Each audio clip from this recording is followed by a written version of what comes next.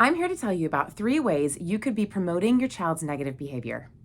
Counting to 3, having a little chat with them after the behavior, or ignoring the behavior completely.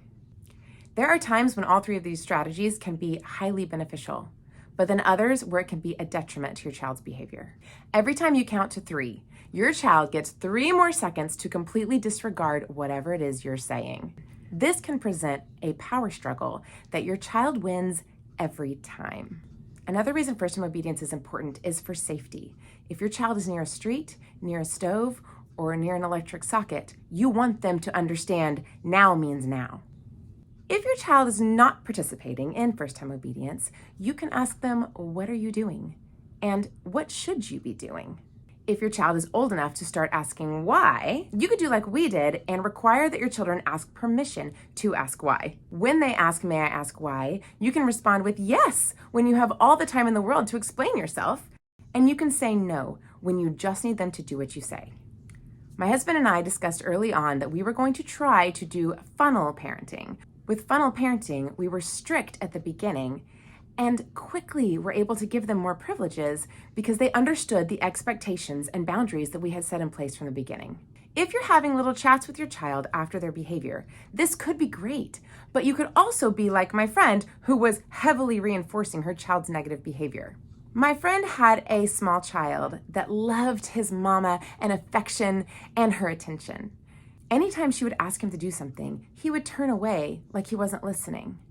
Her response would be to take his face and put it close to hers, cupped in her hands, repeating herself.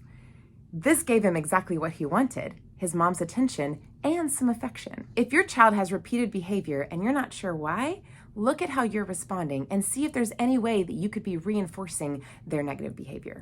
I'm a big proponent of ignoring negative behavior in general.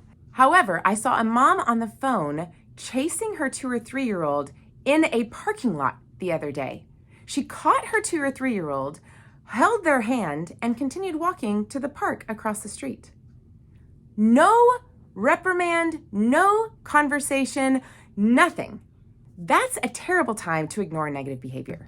I had a child that was super emotional when they were little, melting down at anything I asked them to do.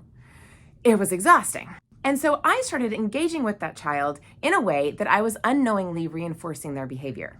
When I asked this child to get ready for bed, they whined and melted all the way through. I just continued on my way, helping the other children get ready for bed and ignoring whatever was happening with that one. We continued our day in this way, and by the next evening, there was no more melting. In fact, over the next few days, it happened in small amounts, but after a week, it was extinct. I have another video fully explaining whining and how to deal with it, if you would like to watch that here. Remember, if we count to 3, we engage in a power struggle that we can't win.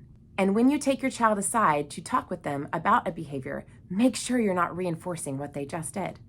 Ignoring negative behavior can be very beneficial, but make sure to do it wisely. Have fun with those kiddos and reach out if you have any questions.